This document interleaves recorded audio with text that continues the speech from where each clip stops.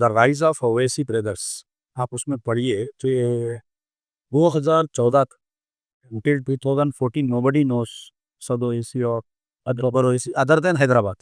2014 में बीजेपी जब से आई इंडिया में और नरेंद्र मोदी जब से पीएम बनी, जो है सेकुलर वोट को डिवाइड करने के लिए, कांग्रेस को मारने के लिए मोदी साहब बहुत अच्छा प्लान किए। इसमें प्लान करके आप देखिए कि 2014 से पहले हेड स्पीच ऑफ अकबर 3 मरतबा उन्होंने, एक निज़ामाबाद में, एक निर्मल में और एक अनंतपुर में। और ख़ास तौर पर ये जगह को चुना गया इसलिए कि वहाँ पर हिंदू भी उतना ज़्यादा फैनेटिक है और मुस्लिम भी उतना ज़्यादा फैनेटिक। यानी आप एक गाड़ी ऐसा सिंगा के फेंक दिए तो पूरा पूरा जंगल को आँच लग जाएगा। ऐसा निर्मल इज़ वेरी सेंसिटिव। तो ऐसे सेंसिटिव जगह पे प्री प्लान तरीके से वो हेड स्पीच दी गई। तो इसमें यह है कि 2014 से पहले कभी आप देखें तो कहीं मॉब लिंचिंग होते। पॉइंट नंबर 1, 2014 से पहले डिपार्टमेंट्स में, प्राइवेट ऑर्गेनाइजेशंस में इतनी फिरकापरस्ती आ गई। एक ज़माना था तो कोई मुस्लिम टिफिन लेकर गया तो उसमें गैर मुस्लिम साइज करके वो टिफिन में खाता था। कई मरतबा ऐसा होता था कि हम जब टिफिन लेके जाते थे तो मेरे गैर मुस्लिम दोस्त जो है मेरे को उनसे टिफिन खींचा स्कूल में, और हम जो है उनके जो मारवाड़ी लोग था टिफिन लाते थे तो उसके घी का मैसूर पाक रहता था, और फिर बालूशाही रहता था उनके ने, तो हम जो है उनका टिफिन खींच के हम जाते थे। तो ये मोहब्बत खत्म हो गई 2014 के बाद में, वो हेट स्पीच के बाद। गौर करिए। और एक पॉइंट मैं आपको ये बता रहा हूँ कि जो मुस्लिम्स को, जो जैसा लालजान बादशाह बोल के हमारे एक एमपी थे, वो उस वक्त जहाँ से इलेक्ट होते थे, जहाँ पर 10% मुस्लिम है, 90% गैर मुस्लिम है, वहाँ से एक मुस्लिम मेंबर ऑफ पार्लियामेंट इलेक्ट होता था। तो ये 2014 के बाद में ख़त्म हो गए। जैसा मोहम्मद अली शब्बीर साहब है जी, कामारेड्डी में, वहाँ पर 5 to 6% मुस्लिम हैं वहाँ पर कामारेड्डी में। लेकिन गैर मुस्लिम लोग एक मुसलमान को इलेक्ट करते थे, उस पर भरोसा करते थे। ये 2000 ये हेट स्पीच के बाद में आप बताइए तेलंगाना, आंध्रा, कहीं भी कोई मुस्लिम इलेक्ट नहीं हो रही। ये ओल्ड सिटी छोड़ के जैसा जुबलील का इलेक्शन था, अजहर भाई के साथ हुआ जी, फिर शबीर अली निजामाबाद लड़े, वहाँ पर उन्होंने हारे। तो ये हेट स्पीच के बाद में, यानी बहुत ही प्री प्लान तरीके से ये हेट स्पीच दी गई। उसको बाद में पूरा सीडीज बना के ऑल ओवर इंडिया उसको भिजाया गया, ताकि वो लोग हिंदू पोलराइजेशन करने में कामयाब हुए वो, और वो सीट जीते।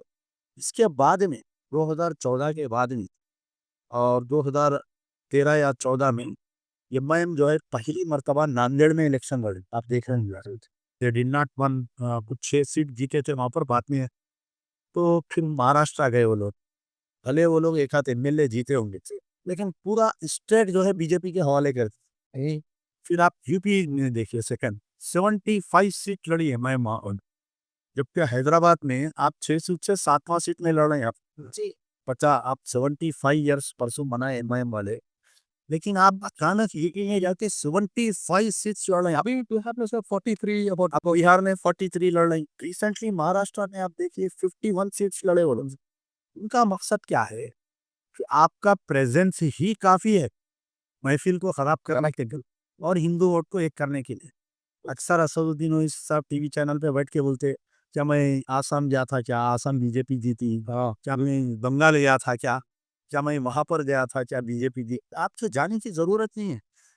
द टेक्नोलॉजी सो एडवांस कि आज मैं यहाँ पर बैठ के पूरा बिहार इलेक्शन फेसबुक पे वॉच कर रहा हूँ। यानी लाइव पदयात्रा वॉच कर रहा हूँ, लाइव घर से देख सक रहा हूँ। मैं यहाँ पर बैठ के अगर कोई पोलराइजेशन कर रहा हूँ, दैट इज इफेक्टिंग इन बिहार, बिहार में।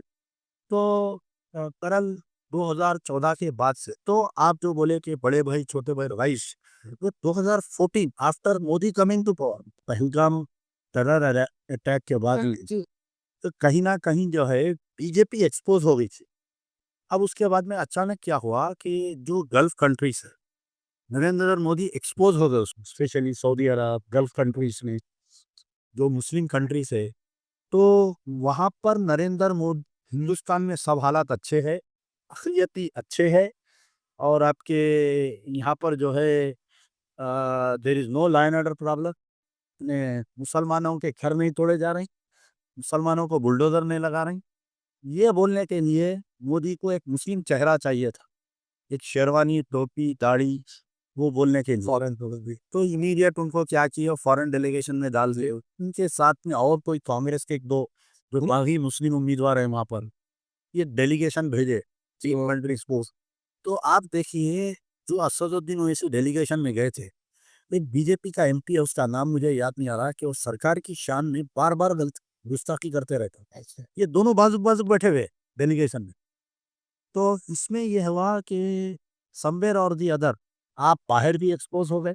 कल तक जो है हम जब उम्रे को जाते थे या कभी यूएस जाते थे, तो कुछ वहाँ के बाहर के लोग यानी केरला-वेरला के लोग जो सऊदी में हैं, असदुद्दीन ओवैसी की बहुत तारीफ़ करते थे। कर्नाटका के, तमिलनाडु के लोग मिलके बहुत तारीफ़ करते थे। अरे! क्या ऐसा लीडर हमारे को ये पर्सन, ये जो ऑपरेशन सिंदूर में जो गए साथ में, एक्सपोज़ हो गए। अरे! ये तो बोले बीजेपी का एजेंट है ये। तो समवेयर और the other operation Sindoor has exposed Asaduddin Owaisi. The true colours आ गया बाहर।